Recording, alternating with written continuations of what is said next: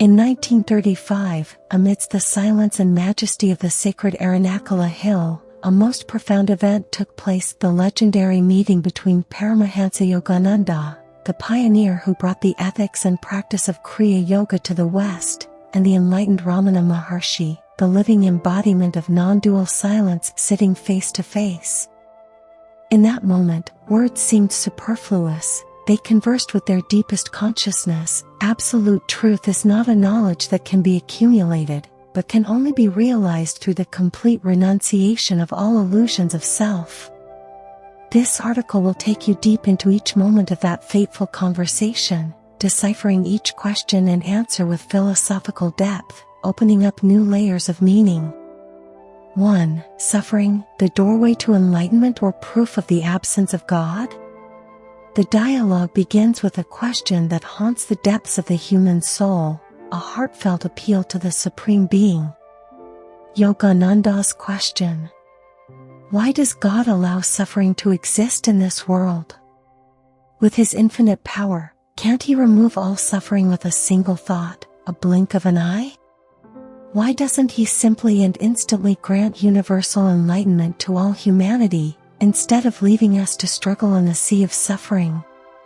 This question is not just a personal question of Yogananda, but an echo of countless suffering souls who are questioning the justice and compassion of the Creator. Ramana Maharshi, the answer from the unconscious, replied in a single sentence, but contained the entire universe of truth. Suffering is the path to God. Yogananda did not stop. He continued to question, to dig deeper.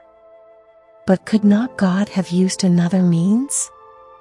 A path less severe, less painful for living beings? Ramana, without hesitation, without beating around the bush. Ramana's answer rang out as an absolute, unshakable affirmation, an eternal truth. That is the path. Profound commentary, breaking the illusion of suffering. Ramana's answer, though only a few words, created a powerful shock in the consciousness. It shattered all traditional notions that enlightenment is a reward, or that suffering is evidence of wrongdoing, injustice, or punishment. In the insight of one who has completely transcended the ego, Ramana does not see suffering as a tragedy.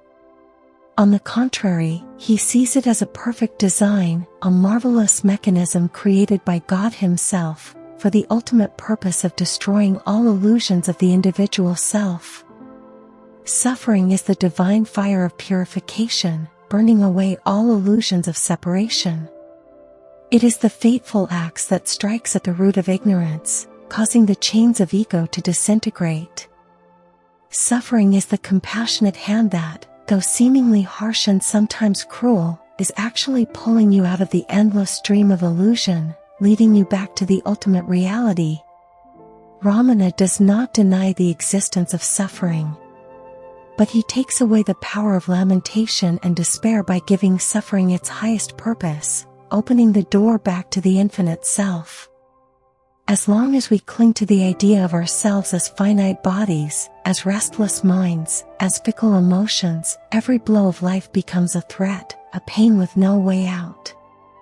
But when we realize that we are not what is suffering, but what is knowing that we are suffering, the pure consciousness that observes all changes, then suffering is no longer a defeat, but a powerful summons to return to the home of the true self. The ego, which is built from the aggregate of desire to possess, and the desire to control, cannot survive in the burning fire of suffering. When everything the ego clings to collapses, what remains is the eternal self, immovable, unchanging, invulnerable. It is not that God is indifferent or unfeeling, it is that He is so deeply compassionate that He does not indulge the illusions of your ego, but guides you straight to the source of reality, where all suffering disappears. 2. The self, is it something to find, or is it knowing that it is searching? The conversation turns to the core issue, identifying God and the self. The question from Yogananda or his disciples: how can I realize God, the supreme being whom man is always searching for? This is a classic question, reflecting the innate human desire to connect with a transcendent entity. Ramana Maharshi, straight to the core, without any deviation. With his clairvoyant eyes, he cut through all the detours, going straight to the heart of truth. God is an invisible entity, not limited by ordinary perception. He is something that you mistakenly think is outside of you, far away and need to be sought. Meanwhile, the self, your true being, is always with you. It is you. So why do you ignore the closest, most intimate thing, to tirelessly search for something in a distant, indefinite place? Deep explanation, revolution in the perception of God and the self. Ramana overturned the entire traditional spiritual map, where people often tirelessly search for a God above, someone outside to pray to worship, to reach after endless efforts. Ramana cut the path short with a challenging counter-question, a question that penetrates all layers. Who is seeking God? Who is thirsting for enlightenment? Who is thinking that he is not enough, not complete? And when you courageously turn deep within to search for that seeking thing, you will realize a surprising truth: you will not find anyone. Because the seeker is just a passing idea in the mind, an illusion of the ego, not the absolute reality. God is not a destination to which you need to go. He is the immovable ground, unmovable, unreachable, because you have never separated from him, you are him. When Ramana said the self is you, he was not referring to the narrow, limited, and fluctuating ego. He is speaking of the silent, wordless knowing that lies behind all experience, all sensation, the seeing, the hearing, the being, without any name or concept that can adequately describe its infinite nature. Just as you cannot look directly into the eyes that are looking, you cannot recognize the self as an external object. You can only fall back into it, merge with your original being, when all ideas, all concepts about it are gone. Enlightenment is not a truth that you have never ceased to be, an eternal being that you have always been. You do not need to open a door to enter, because you are the infinite room. You do not need to seek light from outside, because you are the radiant sun of all things. 3. About bliss, a state to be achieved, or an ever-present self. Many people have a burning desire to attain the state of bliss, absolute bliss. They believe that this is a noble reward after years of arduous practice, or a sacred gift only for those who are worthy. Ramana Maharshi broke the entire foundation of that concept. He did not reason, but pointed straight to a naked truth that has a profound liberating power. You are always bliss. The desire to attain bliss is born from a feeling of incompleteness, from an illusion of lack. Courageously inquire, who is it that has that feeling of incompleteness? Who is yearning for something that you do not have? Look back, in the deep dreamless sleep, where all thoughts, all desires have vanished, you were bliss, without effort, without seeking. So why, when you wake up, do you no longer feel that bliss? It is because the ego, the illusory self, has intervened, covering up your true nature.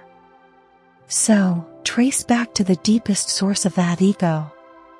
When you courageously look into it and see its unreality, when the ego dissolves like the morning mist, bliss does not need to be achieved, it is there, eternal and complete. It is you, never gone.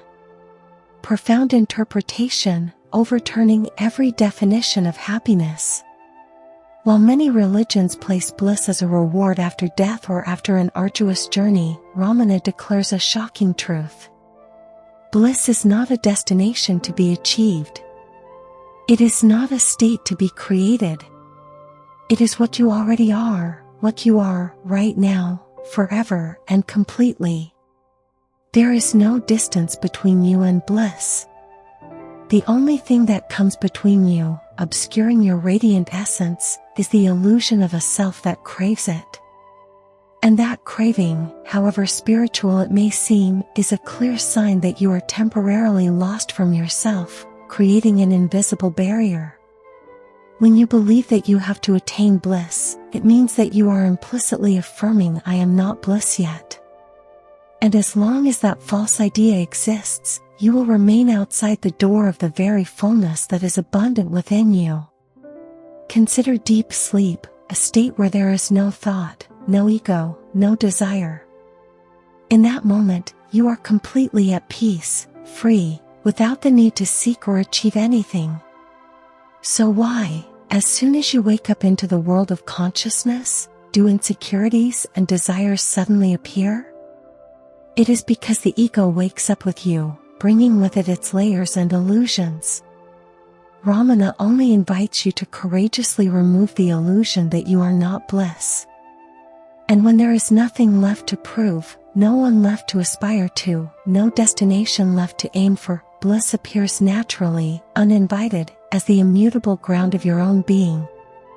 It is always there, whole and infinite. For, on the self, the root of all doubts, and the door to liberation. No one really questions who the questioner is, what the true nature of that self is, and the whole spiritual journey, however sublime it may seem, sometimes becomes an endless roundabout way. Ramana Maharshi has penetrated to the root of all problems with this quintessential instruction that opens the door to freedom. Doubt, all doubts and anxieties, arise in the mind, in the field of thoughts and concepts. The mind, with all its ceaseless activity, is born of the self, the sense of a separate self. And the self, which seems to be the source, is not the ultimate reality, it arises from the self, the primordial, non-dual being. So, do not waste your time chasing doubts or adjusting your mind. Go back courageously, search for the deepest source of the self, this questioner, this experiencer. When you reach that source, the self will be revealed automatically, without effort or searching. And when the self is realized, only the self remains, an absolute, undivided presence. Look further, this entire vast universe, all visible and invisible existence, is but the self expanded, a great expression of the infinite self itself. Deep explanation, breaking the chains of the illusory ego. This is the essence of the entire method of self-inquiry that Ramana Maharshi gave to the world. Instead of searching endlessly for answers to countless spiritual questions, he went straight to the root of all problems. Who is it that is asking these questions? Who is it that is experiencing life with all its ups and downs? Who is the I, the one that is always searching, always yearning? Why is the I the core issue that needs to be understood? Because the I is an organized illusion, a complex structure made up of memories, deep-seated beliefs, the social identities we assume, and all our ideas about the past and the future. But when you really look for it, when you look into its nature, you will not find any fixed entity. It only exists and seems real when it is not questioned, when it is not illuminated by the light of awareness. And that is why Ramana Maharshi taught. Do not try to destroy or remove the ego by force, for it is a never-ending battle with darkness.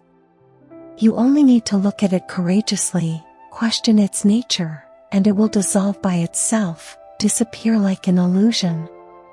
Just as the darkness in a room does not need to be swept away or pushed out, the light is simply turned on, and the darkness will automatically disappear.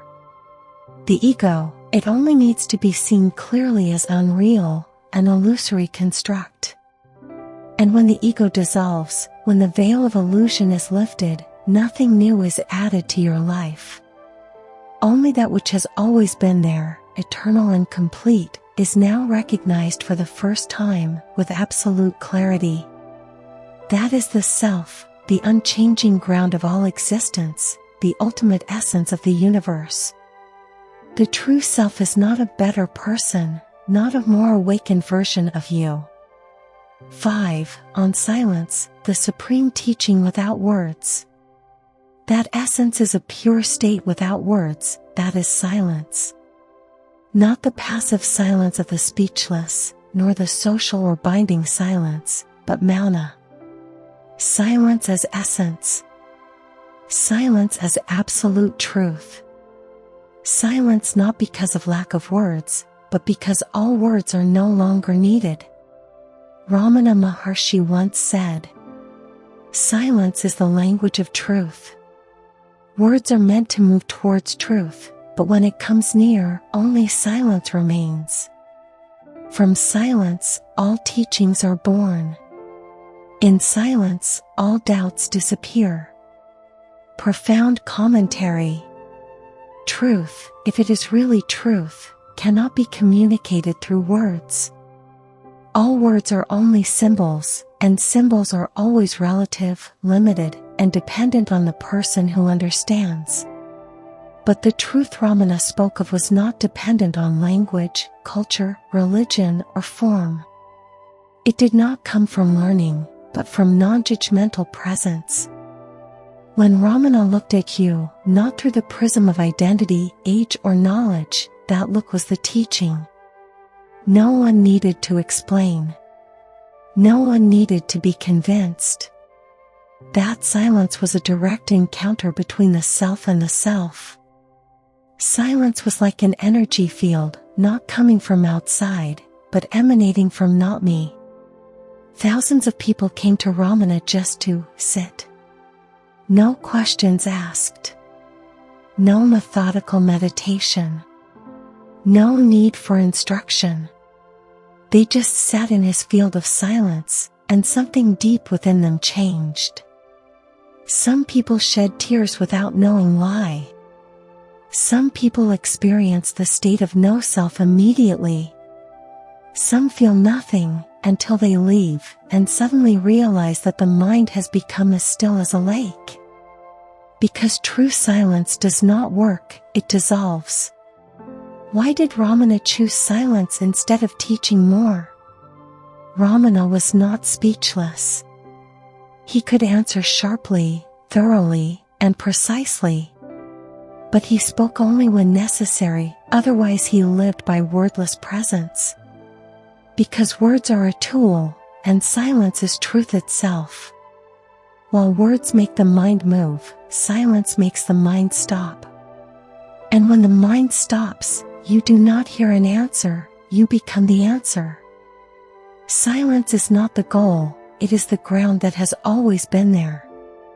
You do not need to go into silence.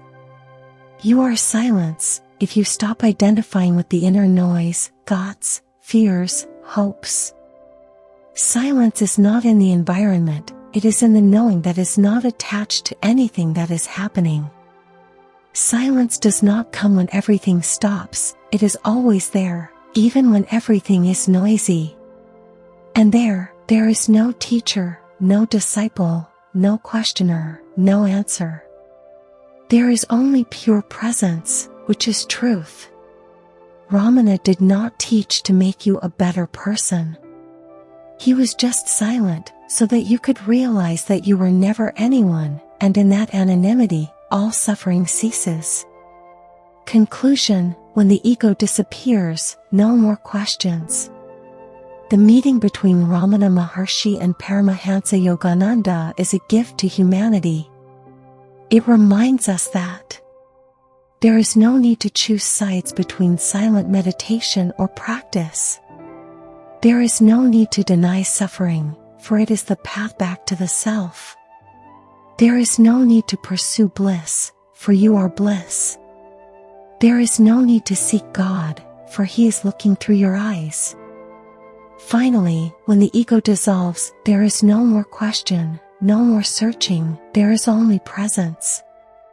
And that is absolute freedom. Namaste.